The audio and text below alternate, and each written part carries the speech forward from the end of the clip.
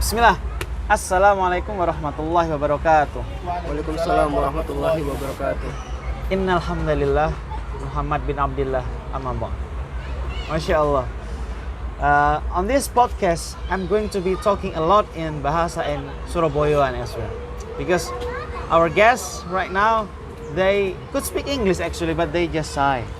Sakjane iso ngomong bahasa Inggris tapi isina narek ya wis ta lah ngalah Little. little I can lah, no Yes. buat lah. Ya sak karepmu lah. Okay guys, we have very special guest today, Mr. Ammar or Ustadz Ammar and Ustadz Yusuf. Both of them they are muhafidh. Masya Allah. I almost say rahimahullah, astagfirullah. Hafizahullah. Rahimahullah bahaya lah. Hafizahullah. Dalam podcast kali ini kita ingin memotivasi viewers bahwasanya menghafal Al-Quran itu mudah. Bahwasanya menghafal Al-Quran itu wajib. Dan di sisa umur kita itu sebaiknya kita menghafal Al-Quran. Benar nggak? Benar. Coba Ustadz Ammar ini Masya Allah, beliau sudah hafiz 30 juz sejak umur 30 bulan ya? Oh, enggak. Oh, bayi lah 30 bulan. Sejak kapan? Enggak, Mister. Kapan 30 juz Jadi kapan? hafal 30 juz ketika umur 14-15. Sebelum 15 tahun. Merinding kan? Sebelum 15 tahun. Serius? Iya, serius. Di mana Karena dulu itu? Di mana? di pondok di Magetan. Pondok di Magetan namanya? Namanya Mahat Itibau Sunnah Magetan. Karena dulu ada guru kami yang cerita biasanya kalau penuntut ilmu itu kalau dari kecil dia menuntut ilmu, kemudian di usia 15 dia belum hafal Al-Quran, maka itu sebuah aib.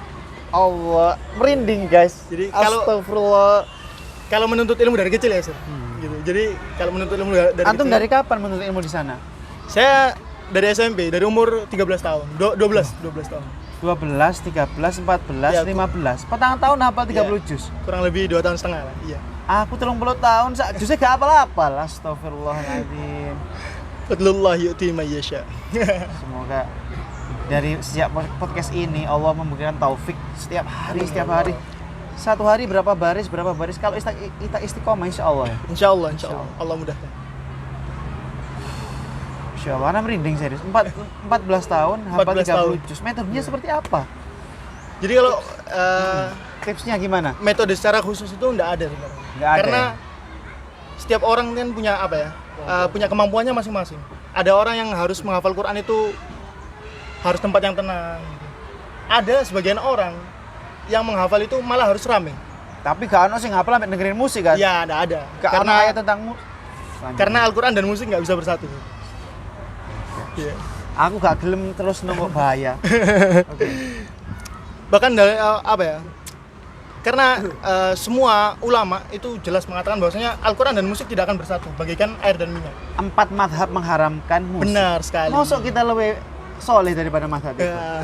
Gak bahaya tarik. Jadi pengharaman musik itu juga bukan orang yang mengharamkan musik itu bukan Wahabi, tapi semua imam ulama itu mengharamkan yang namanya musik. Masya Allah, barakallahu fiik. Ulama yang memang dia itu mungkin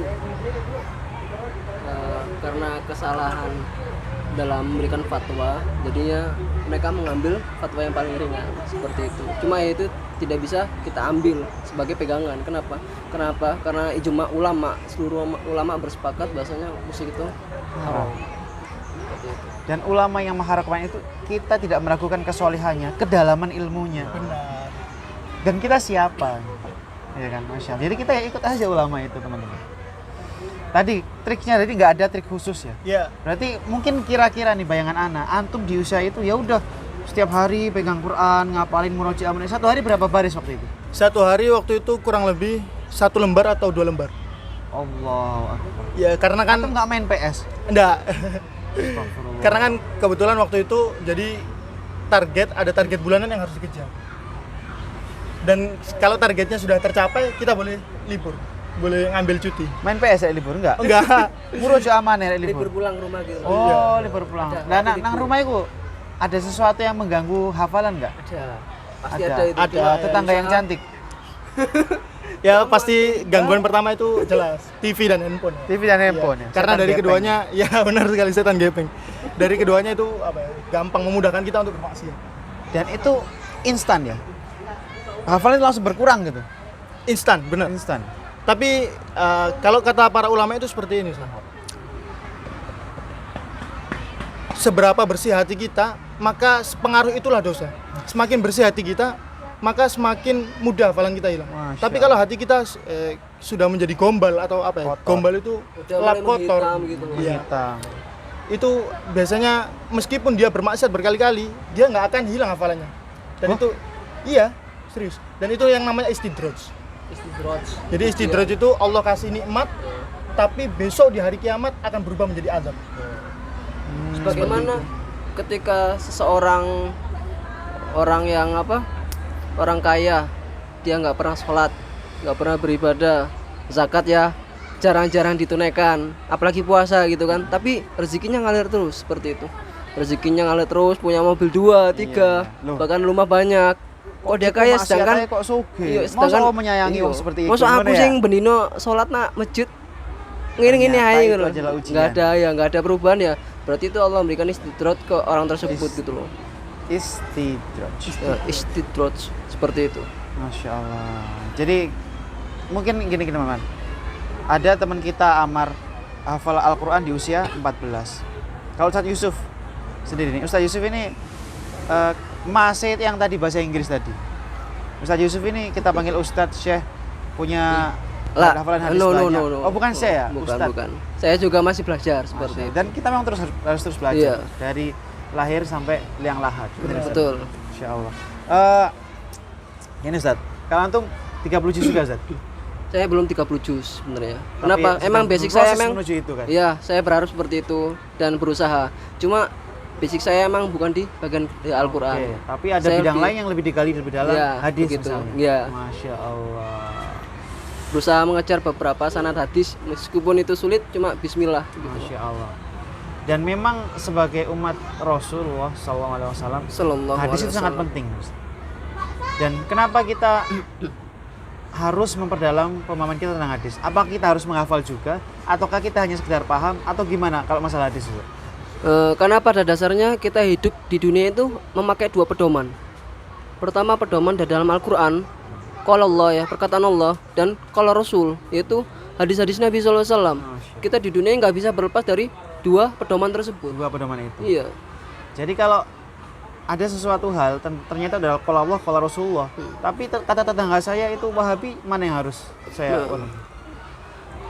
Pada dasarnya mereka bilang Wahabi itu karena ikut-ikutan. mereka Jadi- nggak tahu apa itu. ternyata. Nah, contoh, mohon maaf sebelumnya ya, seperti gini, kita karena berjenggot atau berjubah atau cingkrang atau cadaran, mereka kan hanya kata orang, Nah. kilawakol, Nah. katanya, sedangkan mereka katanya. belum tahu arti Wahabi itu seperti apa. Wahabi itu apa sih? Subhanallah. Bentuk makanan atau kelompok ya, Atau- atau merek saset, kan kita nggak tahu ya nggak. Masa aku BMR saja? Kan mereka kan nggak tahu seperti apa. Nyebut merek. Mereka kan bilang hanya, oh kamu Wahabi. Kenapa? Atas ciri-ciri jenggotan dan lain-lain. Sedangkan Nabi berjenggot, Masya Allah. Nabi celananya ada apa jelas? di atas mata kaki. Masa kita berani bilang antum Wahabi, kamu Wahabi? Atas dasar apa? Dan ironisnya teman-teman, ketika Seperti ditanya, saya ini bermadzhab Syafi'i, dan Nah, di kitabnya Imam Syafi'i apa tulisannya tentang cadar? lah, Apa? di kitab Imam Syafi'i itu nggak ada mengkhususkan pakaian. Orang pakaian tersebut ini Wahabin, tidak. Tapi gitu. ketika Yang penting menutup- dinilai mendatangkan fitnah, apa kata Imam Syafi'i? Lebih baik Kita diwajibkan. wajibkan. Makanya sampai sekarang pun di Cianjur itu Ana masih sering melihat itu NU Salaf. Mereka menyebutkan NU Salaf itu mereka bercadar karena memang terlindung dari fitnah. Karena mereka betul-betul mempelajari kitab yang telah diajarkan dari Imam Syafi'i kan. Mereka rata-rata mengambil mazhab dari Imam Syafi'i. Seperti itu. Masya Allah. Jadi dari podcast singkat ini kita mungkin bisa belajar dari asatidzah bahwasanya dua pedoman ini, Al-Quran dan kebersihan hati, akan membawa kita untuk menambah hafalan kita. Dan ternyata itu wajib ya. Wajib. Dalam hidup kita itu kita diwajibkan mencari ilmu dari lahir sampai liang lahat, dan menghafal Al-Quran salah satunya. Ojo mati urip kul huwa le. Tambah cepet aja ya terawih. Gimana? Mungkin ada tambahan memotivasi supaya kita Motivasi. terus menghafal Al-Quran. Jadi untuk